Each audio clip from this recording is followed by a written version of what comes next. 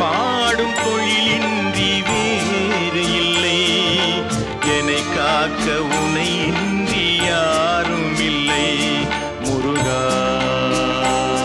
முருகா.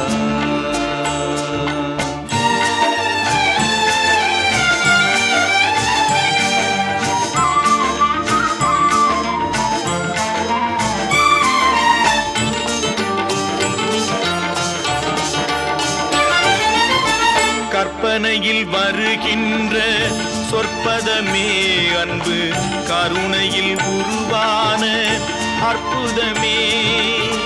கற்பனையில் வருகின்ற